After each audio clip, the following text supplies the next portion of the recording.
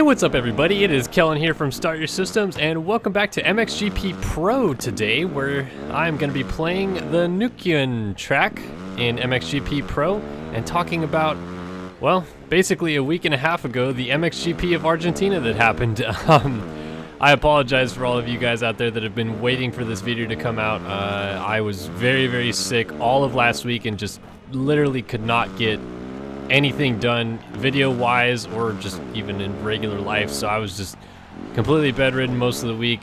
Still struggled to get in to actually go to my real job during the week, but when I came home it was pretty much just sleeping time, so couldn't get much of the video work done, and now just kind of catching up on some of the stuff that I maybe missed out on last week, which was of course recapping the MXGP of Argentina as I had promised. So let's go ahead and dive into what happened starting in the MXGP class, which was, I mean, kind of predictably so, dominated by Antonio Cairoli. Cairoli got great starts from outside gate picks because he actually DNF'd the qualifying race on Saturday. Listening to the MX Vice podcast and, you know, reading up on a few other sources, they seem to believe it was an electronics issue on Saturday that caused him to DNF. So we were missing Tony on the race. Well, he raced about half the race on Saturday, and then DNF'd, and the eventual race win that day went to Roma Febvre, who qualified top of the board, I guess, fastest, whatever you want to call it. So it looked like we were actually going to get shaped up for a pretty interesting race to watch, I would say, because with Tony maybe struggling to get his mojo started off the gate after having a bad qualifying race, you'd think maybe he would struggle. Instead, he got great starts from terrible gate picks, and now there's actually some speculation, according to the MX Vice guys, that some of the Argentinian and Chilean fill-in riders that kind of filled out the rest of the gate were basically just giving Tony their spots, knowing that they wouldn't beat Cairoli, so why would they, you know, why would it matter if he started ahead of them or not? So they would give him a spot, and he ended up a little closer to the box than I think most people expected for having the last gate pick. I mean, he was pretty much 8 from the outside, I would say. So it wasn't like it was a way from the outside ridiculous hole shot. Like it was gnarly, but it wasn't that gnarly. So for Tony's sake, still pulled a great start from the outside both times. Didn't hole shot either moto. That instead, the honor went to Julian Lieber, Factory Cowie, which basically Kawasaki now already has more hole shots than they did all of last year with Lieber's 2 hole shots that he got. But yeah, Tony got a great start in the first moto, went third to first right away, led the whole moto. He was out of there. Second moto, started in about 7th or so, worked his way forward. Before you knew it, I think it was like 4 laps in, he was already in the lead and he was gone. I mean, they really didn't have anything for him all day. He was lights out basically both motos. From once he got into the lead till he took the checkered flag, he was just gone. And yeah, this is going to be a really tough championship to slice any way other than Antonio Cairoli winning this world championship, especially now that we have finally heard the news officially.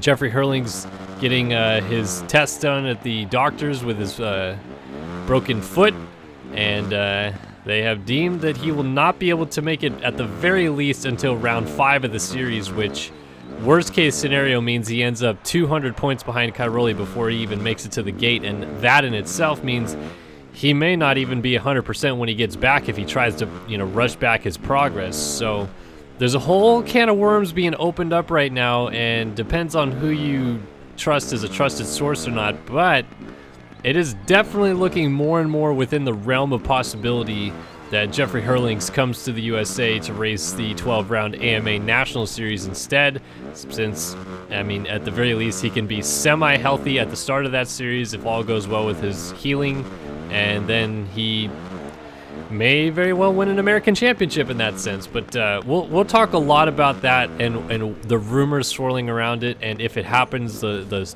you know, storylines to follow going into that when we get closer to nationals. But just keep in mind, American fans, keep that on your radar. There's a decent chance at the moment Hurlings ends up in the USA for the National Series, which would be incredible to watch, no doubt about it.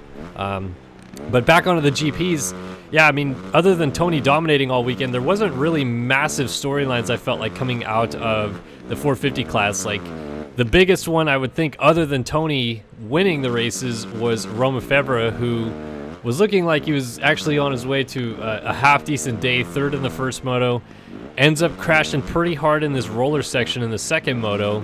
And while, initial prognosis getting checked out in Argentina from the doctors and x-rays and stuff like that there was that he did not break his ankle. Once he got back to Belgium, got full scans done last week, it was actually determined that he did break his ankle in a few spots and had to go in and get surgery at the end of last week, which sounds like all is well on the recovery track for Febvre, but that definitely eliminates him for the next couple of months from racing. And obviously completely ends his world title hopes. So now we're already down to Geyser left to challenge Antonio Cairoli.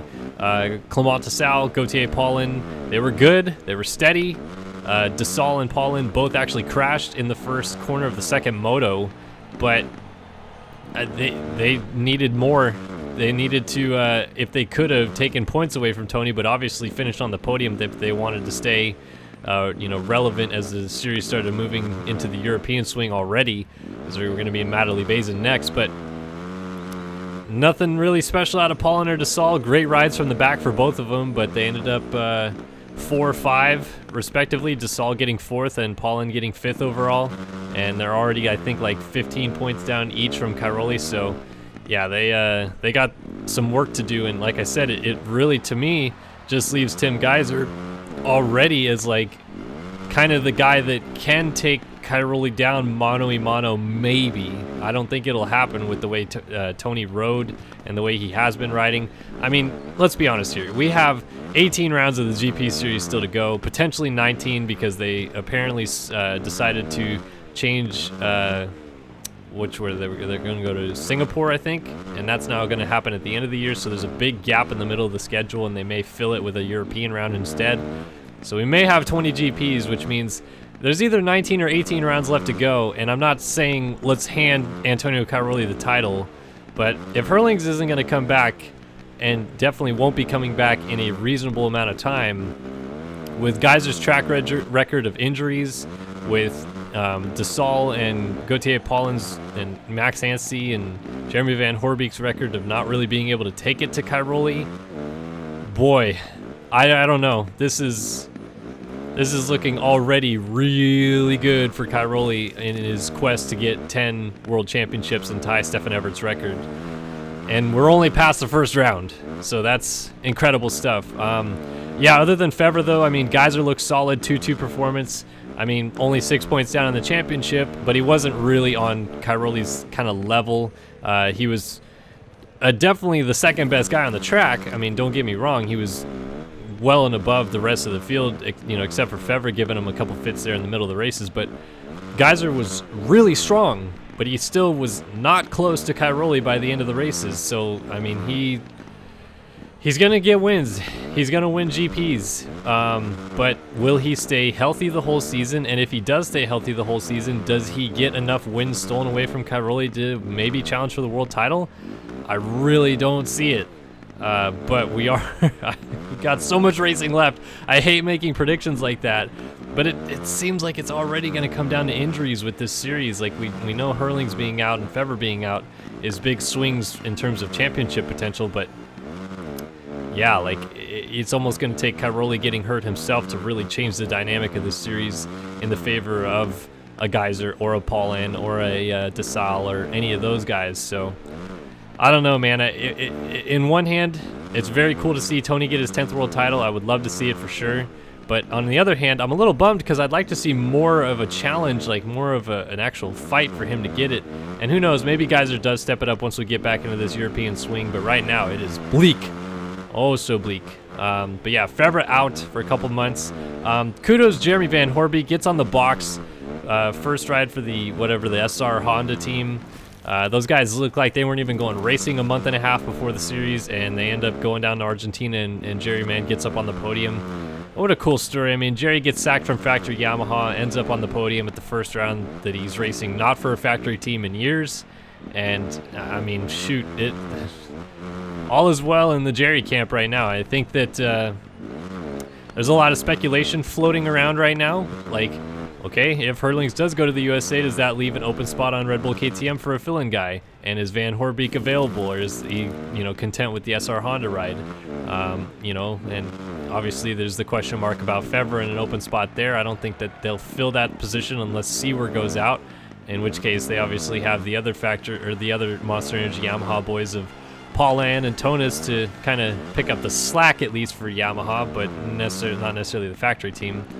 But already Van Horbeek has proven, like, hey guys, I'm still a plenty good enough threat with good equipment to do some damage in this series, and he did just that at the opening round. No doubt about it. A great solid ride. The second moto was great. I mean, yes, you can make the case that Fevre stays up and Herlings is on the track, that obviously he probably ends up 5th overall, but got to be in it to win it, and you got to be in it to finish on the podium in Jerry's case. So that was super awesome for Van Horbeek to get up on the podium. Behind that, like I said, Desal, Paulin, just mixed in there. I was actually quite impressed with Arminas Jasikonis ending up 6th in this one. I think he went, he went 8-8 or 7-7, I think, for 6th overall, so he just steady ride, made it look like it was the right decision having him on that Rockstar Energy Husqvarna Factory Racing team. Jonas also rode pretty well after being injured most of the offseason. I felt like he was strong and is only going to get stronger, so that was good to see. Shoot, what else is mixed in there? Tommy Searle had a pretty good second moto. The first moto was The second moto he got a start and he kind of sprinted with those guys for a while, but kind of faded late. But I think he's still coming around fitness-wise as well. Just getting the feeling for that Boss Cowie and all that business. Sean Simpson ended up inside of the top 10. Jeremy Seawer is just kind of, like I said, pretty, typical GP, other than Fevre breaking his ankle, which again sucks. But I mean, the MXGP class was about as standard as they come, with Cairoli taking the victory and the rest of the field kind of sorting in behind him as they do. So I'm looking forward to seeing what happens in Matterley with the GP series. I think Tony's going to go 1-1 unless there's a crash or maybe it's a complete mud fest. I don't remember them ever going to Great Britain this early in the season. I mean, it's the GP is going to happen in March, and I know that British weather is always hit or miss. Most of the time it's raining. A lot of the time, though, it isn't. And you could get a sunny day in March and a stormy day in July, and none of it will make sense. But it is a little weird that they're going this early to Great Britain, because it does feel almost like you're guaranteeing yourself to have a pretty nice, crispy, wet day. But who knows? Maybe we get a nice, clean weekend in Matterley, and there's a nice, lovely GP on the basin.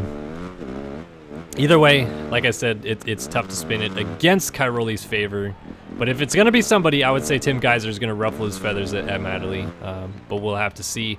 Let's see, any other storylines I can talk about. Max Noggle, if you listen to the MX Vice podcast, which again, I would highly recommend. Lewis Phillips, James Burfield, those guys do an excellent job kind of detailing every little nook and cranny of the GP series. And that podcast is a good listen.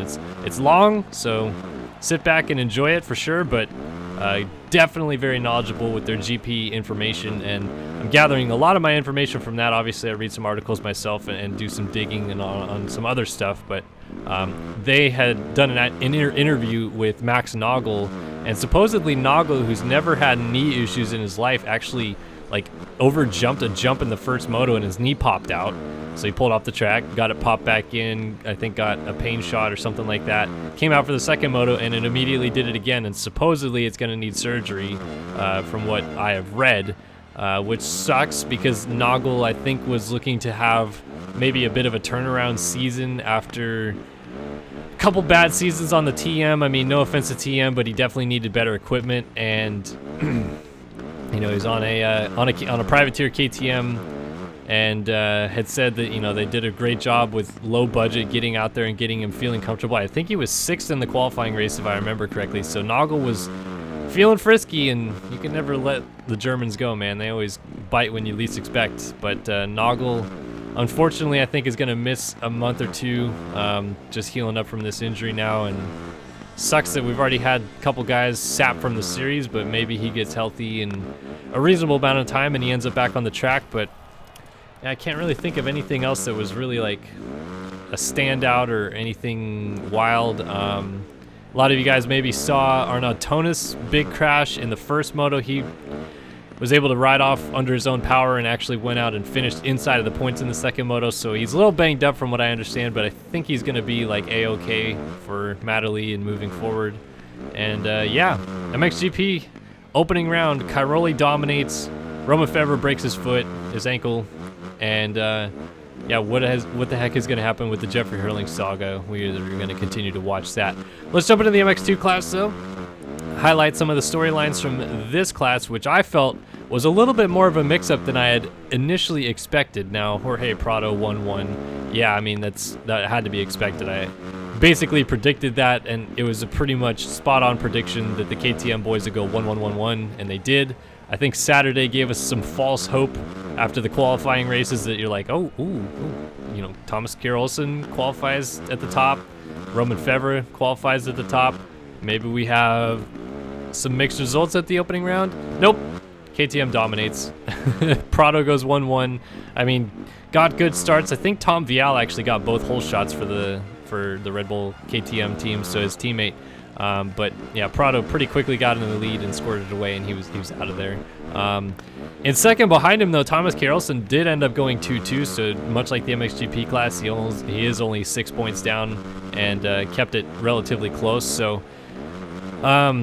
You know, pretty good ride for Olsen. I think all weekend long he was just solid, really. Like, he didn't seem to like ever put a foot wrong. He just wasn't as fast as Jorge Prado, unfortunately for him. So I think that eventually he's gonna get a win against Prado, and he's gonna make things interesting in this series for sure. But yeah, Prado just had him covered. I'll be honest. In both motos, Prado just was out front, gone later.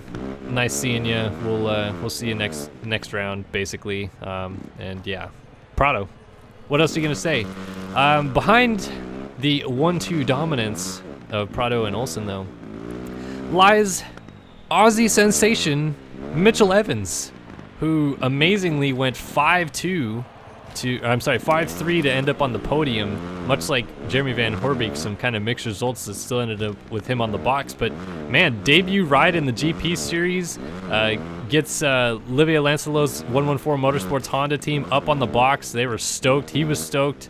Man, what a debut ride. I mean, I don't think it can go much better than that. Obviously, a lot of people talk about like Jeffrey Hurlings and Ken Roczen basically winning on their debuts, but that was solid stuff for Evans, who I don't feel like was really necessarily expected to do that right away. Now, could he have podiumed at some point? Sure, and obviously he has the speed, and we know that now, but I did not have him pegged for a podium.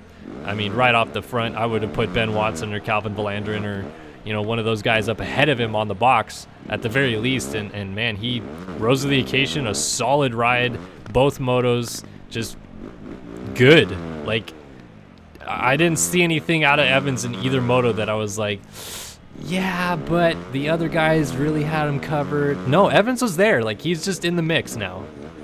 Is this going to carry over to Matterley? I don't know. Maybe it doesn't. But at the very least, to start your career in the GP series with the podium and get this basically privately funded Honda team up on the box has got to be a tremendous feeling, not only for him but for the team.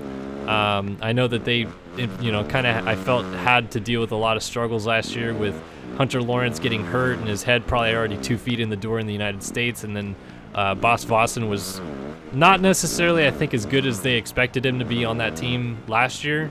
So to have Evans come out and immediately give them, you know, the results I think they had hoped for all along, that's really cool to see. And Livia was definitely stoked with it, and you could see the celebration of the team and all that. That was really awesome to see. And kudos to Evans, man. I'm looking forward to seeing how he progresses, and maybe before long he becomes a GP winner. And tell you what, man, the Aussies are looking fairly bright for the future. You know, obviously with Lawrence coming to the USA, I think a lot of people have eyes on him as potentially being kind of the next big guy for Australia. but you can't leave Mitchell Evans out of this discussion, especially after a ride like that this past weekend. So really good out of him. Behind him, as expected, like I said, I would have expected Vlaanderen actually ending up on the podium, but still to go 4-4 and end up 4th overall. I think that Vlaanderen will take that for an opening round where a lot could go wrong. Almost nothing did. He just didn't seem to put it all together to actually land on the podium. So I think in some of the interviews I heard with him after, he was maybe a little less than stoked, but I mean, leaving with a 4th place and good points is, I think, a good start to the season for him. So I really, if I were him, I would not be disappointed with that. There's a lot of racing left in this series, and obviously I think having won GPs in the past, he'll figure out a way to win them again, no doubt about it. And then behind that, Henry Jacoby, who I spoke nothing about in the preview show, and I've had someone, and I apologize for not remembering your name, but someone was commenting on the videos the past couple days and saying, you completely left out Henry Jacoby, and he is totally a guy that can challenge, and you're right, I stand corrected. I should have even mentioned him in the first little kind of semi-podcast thing that I did previewing the series. Now he ends up and goes out there and almost ends up on the podium at the first round, goes 3-5, so technically speaking he tied with Vlaanderen and Evans, but because of the better second moto scores of the 2 guys ahead of him, he ends up 5th, and man, color me impressed. I'll say that. I would not have necessarily pegged Jacoby as a podium threat here. Can he podium? Sure. He's always been kind of fast, question mark, like in the mix. Definitely can give you some thrills and spills here and there, but I don't know, man. I guess maybe he just had a great offseason and flew way under the radar, and I was not looking in his direction whatsoever. But that's really cool for him, because he was riding really well all week, all weekend. Yeah, good stuff out of Jacoby. I'm looking forward to seeing if he can carry it into Matterley. And speaking of carrying it into Matterley, home race coming up for Ben Watson, who ends up 6th at the opener. I think that would probably be a disappointment for Watson. Again, kind of like Vlaanderen, still leaves with good points. I don't know if I wouldn't be as stoked necessarily as Vlaanderen, because I ended up 4th and basically tied for 3rd. But to go, what did Ben Watson go? He went 6-7, I believe. That's not great, but not bad. It could have gone a lot worse. They always say you can lose the championship at the opener, but you can't win it. Does he win the championship? I don't know, probably not, but still, just to leave with decent points and still healthy and go into the European swing carrying at least somewhat of that momentum with him. Maybe he turns it around out there.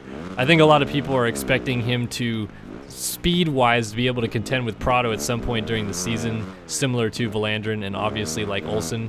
So I think that others maybe look at this as a bit of a disappointment for him. I don't tend to look at it that way. I think, again, all these guys, if you're leaving healthy and you got decent points at the opener, that's got to be considered decent enough for them. A lot worse could happen. They could have been Roman Febvre. They could be Jeffrey Hurlingson sitting on the couch.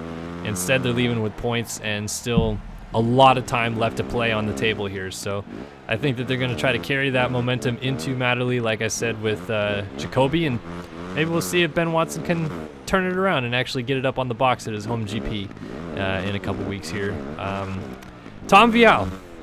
All right, so mentioned in my very first video, Red Bull KTM picks up Tom Vial, and I'm saying, is this going to be a guy where it's kind of like he kind of comes out of nowhere and becomes the next face of Red Bull KTM? Because if Prado wins the championship this year, he's out. By points rules, he has to move out of the class. So that leaves Tom Vial as kind of the top dog, if you will, at Red Bull KTM going into next year. I was very impressed with Tom to get a couple good starts. Whole shot, I think. He definitely whole shot one moto. I was trying to remember if he whole shot the other moto. I feel like he didn't. I feel like I remember Kawasaki getting it. Maybe Jacoby? But he was good. His speed was decent. He was mixing it up with the guys. Maybe he didn't necessarily run the pace the whole time and finish with them, but to still leave the opening GP with a 7th, like I would say that's pretty good. Like, that's a good sign of things to come, because I really felt like Tom Vial could have came out here and gotten 15th, and I would not have been surprised. But instead, he ends up 7th and gets a couple good starts and runs up front. I'm telling you, man, Red Bull KTM, they have this magical recipe, the elixir of success, basically. And, you know, they're just feeding all this knowledge and information to Vial here. And you know, as a clarification, again, someone, and I so apologize, I keep forgetting these names. I should write them down before I do these videos, but, you know, someone had said that Vial isn't really a nobody. He has won some, you know, like French motocross championships and things like that, which I get. And, you know, that does add a little bit more to his resume than I kind of led on to believe at the preview video. But he hasn't ever done it on a world stage. He wasn't a standout guy in EMX 250. He wasn't an EMX 125 world champion or anything like that. Heck, I don't even think he was a junior world motocross championship or anything. So, like, he kind of is flying under the radar for a Red Bull KTM pickup. And I feel that is kind of going to be proof in the pudding that Red Bull KTM is the most successful team in Europe, because they may take this kid who probably a lot of people felt maybe didn't deserve the ride, and maybe he becomes a GP winner, maybe he becomes a world champion. Who knows? Paul Jonas, Jordi Tixier, a couple of guys that are world champions. I mean, we don't know where Jonas's career is ending up yet, but we've kind of seen where Tixier's has gone. And those guys are both world champions, so Tom Vial, world champion 2021. I'm gonna say it's possible after seeing this. I mean, I'm reading way too deep into his 7th, so that, you know, call me an absolute ludicrous idiot if you want, but there's a lot of guys that are gonna be forced to move out of the class next year, whether it's from age or whether it's from winning too many championships a la Prado. So I don't know if I'd put it past Vial to stand out here in the future with KTM at all, for sure. Behind that, Jago Geerts. So pretty decent opening weekend for Geerts. He just was quiet, under the radar, like all weekend long. You know, ends up getting 8th overall. So not great, but not bad. I think that's probably about where Geerts it should have finished anyway. Maybe 6th could have been his best finish. I think everybody else is just riding better than him all weekend long. In fact, he probably actually should have ended up 9th, because I think Adam Sterry rode better, and Adam Sterry ended up 9th, but he ended up crashing and the bike laying on top of him. And yeah, he apparently he said that he reached up to try to stop the bike from falling on top of him, but it was the sprocket and chain side falling on top of him.